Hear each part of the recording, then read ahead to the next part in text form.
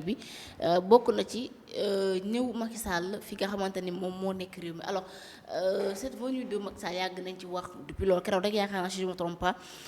ñu ngi ci doon waxtaane mais ñu ñeen ñi jàpp ni war na ñëw des ni warta ñëw gis naa dañuy taxaw ci kàddu yoo nga xamante ni si moom l'honorable député Guy Marius Sagna moom moo ko rek daal di yëkkati mais balaa loolu bëgg naa ñoon ma ci justement ñëw Macky Sall ci réew mi yow ban jàngat nga ci am est-ce que bokk nga ci ñi nga xamante ni tey li nga xamante ni si moom mu ngi am ci dëkk bi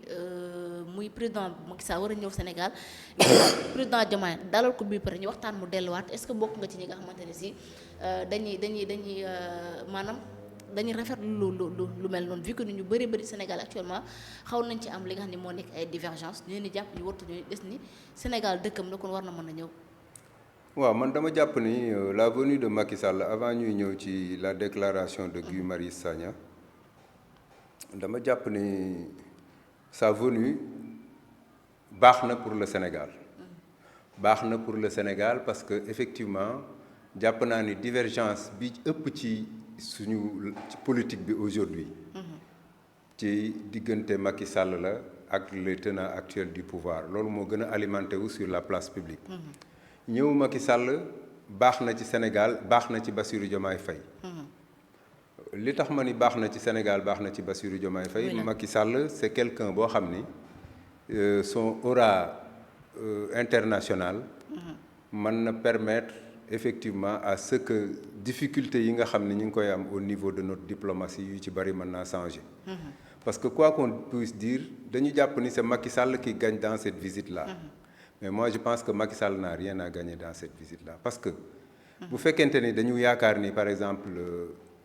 le soutien de Bassirou Diomaye Faye et de l'État du Sénégal dafa bari lu muy apporter le Sénégal Macky Sall. Je pense que li mu koy apporter bariwul en fait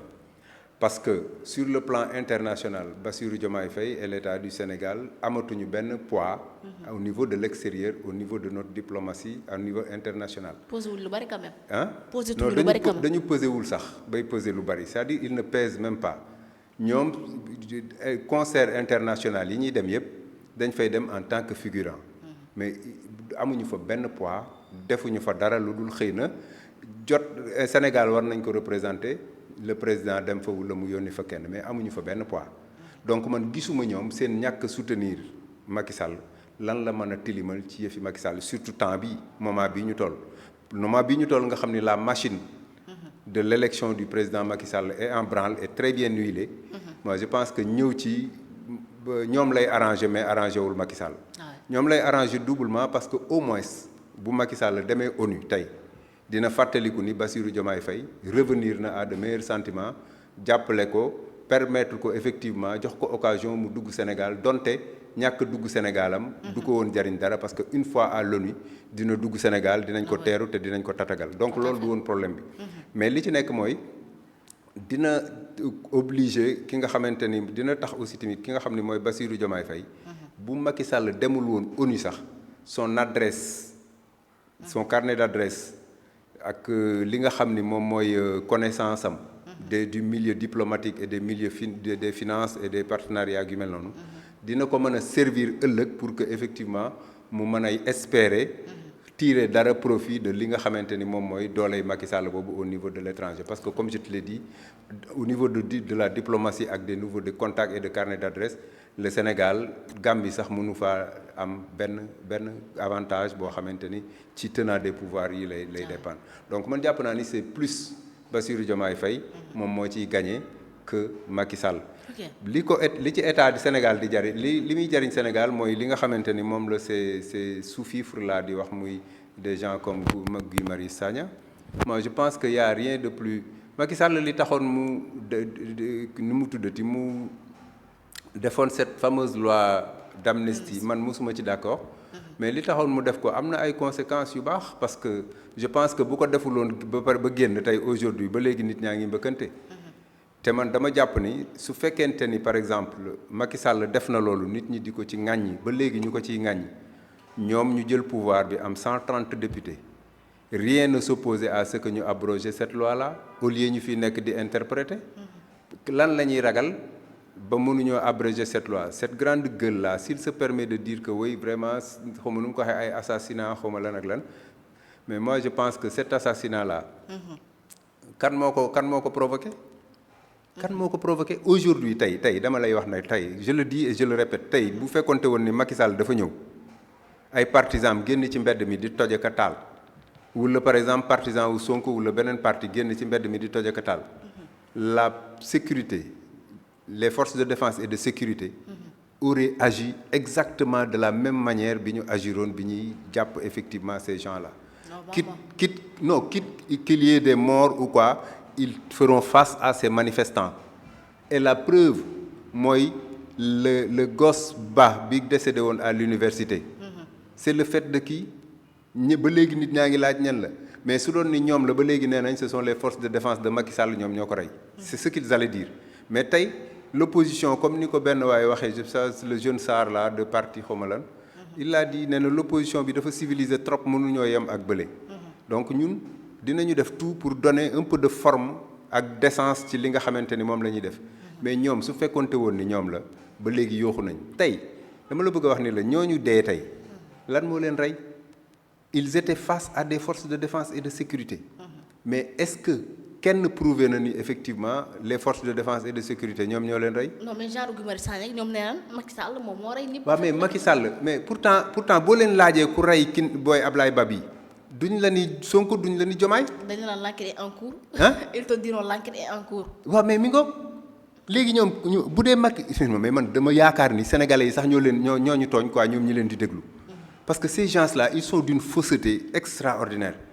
yow mën nga ni par exemple yow ñële Macky Sall moo leen rey Macky Sall dafa mës a génn palais bi coow lii di bari c'est la police et la gendarmerie qui faisaient face et puis de façon régalienne parce que loolu mooy seen devoir si c'était à refaire il l'aurait fait de la même manière quitte qu'il y ait des morts parce que loolu lañ leen sant défendre la République et ils l'ont fait. Maintenant, si véritablement ces gens-là viennent nous dire qu'effectivement, oui, on doit, nous même à la mémoire des disparus ou bien des martyrs ou des victimes, nous les détenus politiques. Mais ces détenus politiques-là, on ne les a pas pris parce que nous les fait ci ay kër dañu nekkoon ci mbedd mi di def li nga xamante ni moom moo doon li ñu waxoon ñoom ni mooy seen droit la révolution loolu lañ jàppoon ni mooy seen droit mais la révolution c'est quoi c'est mooy yàq yëfi jàmbur révolution mooy sàcc yëfu jàmbur mais moi je pense que ça c'est pas de la révolution et bañ koy def ils se sont confrontés à la République mu wan leen ni leen la République kenn du jaar ci kawam jàll ils ont fait ce qu'ils ont à faire te bu doon démb doon bu tey dellu si waatoon aussi ils le feraient de la même manière moi je pense que donc il ne suffit pas que ñu ñuy wax Macky Sall la su fekkente ni ñoom dañuy wax Macky Sall la nañu ñu wax ni Macky Sall kat dañ ko accusé de temps et que véritablement on l'a condamné de temps Macky Sall su sañee dugg Sénégal su sañuta dugg Sénégal ku mel ne Ousmane Sonko sañuta warul woon a sañ a nekk di taxawaalu Sénégal ba fi am droit au chapitre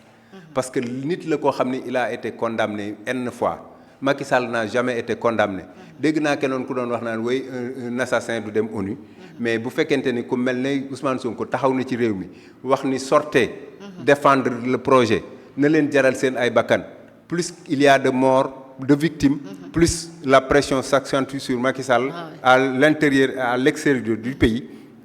si cette personne-là doit rester nit ku ñuy déglu ba di ko jox ay pouvoir dans ce pays-là moi je pense que Macky Sall a le droit ne serait-ce que pour avoir défendu la République parce que c'est ce qu'il a fait il a défendu la République suñu jotee tey ci dëkk boo xamante ni dafa stable ak xaalis bi ñu leen fi bàyyil yépp moi je pense que c'est parce que Macky Sall a été souverain il a été héroïque il a été exemplaire et il a défendu cette République-là kon man jàpp naa ni ne serait-ce que loolu mu defal Sénégal sax jaroon na Sénégal yóbbu ko au niveau des Nations Unies mu trôner foofu dimbali Afrique dimbali le monde mais dimbali le Sénégal muy sagu Sénégal moi je pense que loolu moo gënoon a rafet ci seen der mais tout ce qu'ils sont en train de faire là du dara lu dul yokk xar mi karaw gën a ñaaw ci xare bi rek mais ça ne va pas empêcher Macky Sall de dérouler sur le plan international. Ok mais alors surtout aussi le cas de Guy Marius Sagna est-ce que tamit jàppoon ni li mu nekkul